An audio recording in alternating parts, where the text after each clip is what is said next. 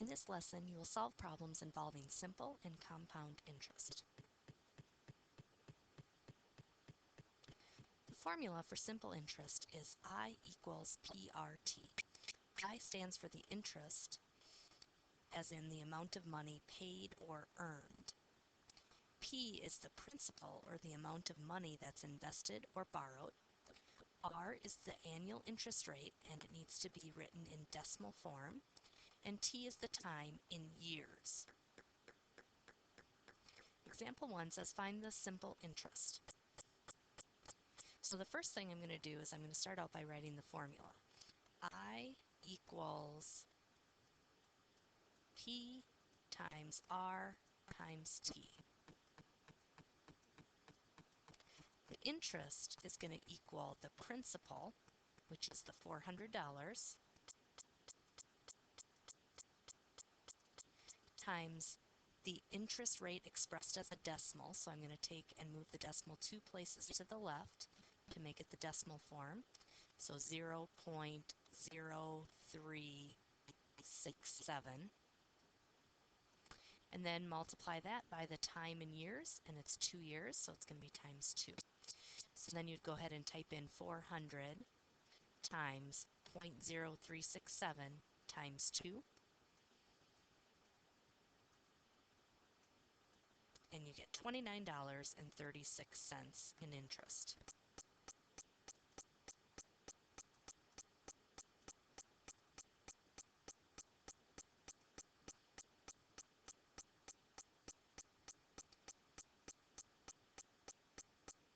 You may want to pause the video and try the next example on your own.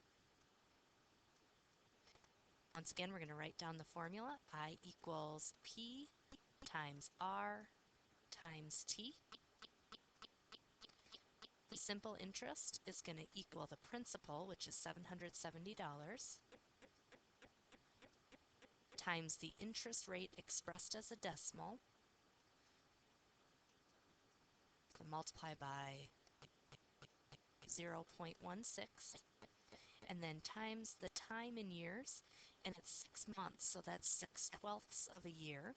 So you could say multiply by 6/12 or 1/2, or you might just prefer to use the decimal of 1/2. Now go ahead and type that in, 770 times 0.16 times 0.5, and you get $61.60.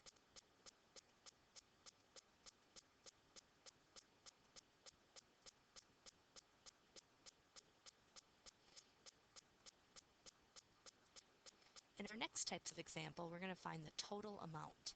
The total amount is equal to the principal plus the interest.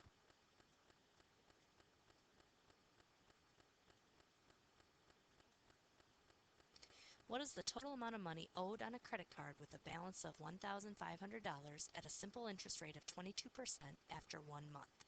We're going to start by figuring out what the interest is, so we'll write down the interest formula again. Interest equals P times R times T. The interest is going to equal the principal, which is $1,500,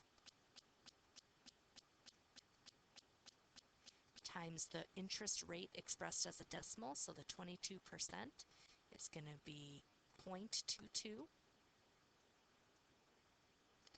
and then times the time in years. 1 month is 1/12 of a year. So 1,500 times 0.22 times 1/12, and that equals $27.50.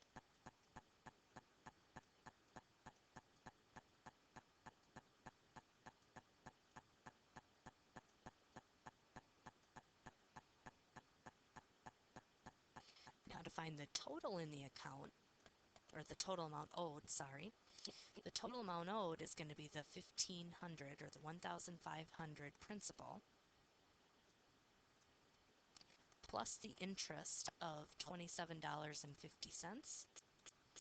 So after 1 month, the total amount of money owed on the credit card is going to be $1,527.50.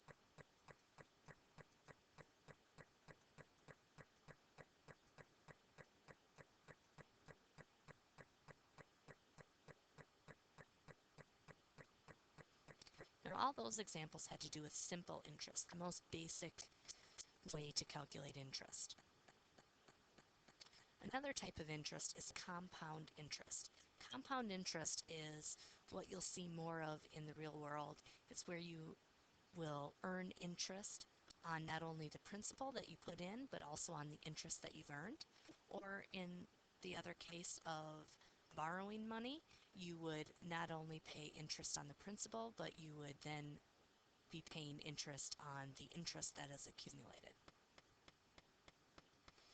The formula is A equals P times the quantity 1 plus R divided by N to the N times T power.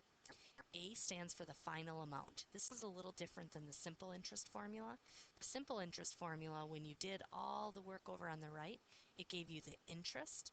In this formula, it doesn't just give you the interest, it gives you the final amount or the total.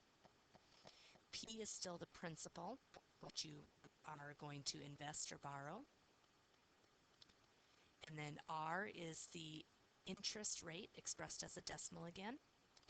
N is the number of times the interest is compounded per year.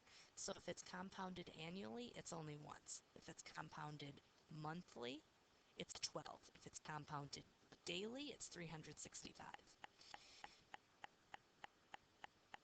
And then T is the number of years. So in our last example type, it says how much will be in the account if $700 is invested at 7% for 11 years if interest is compounded annually. So we're going to take this formula right here to find out how much will be in the account, or the final amount. A is going to equal the principal, which is $700. And then in parentheses, we're going to have 1 plus R, which is the interest rate as a decimal. So 7% is 0.07.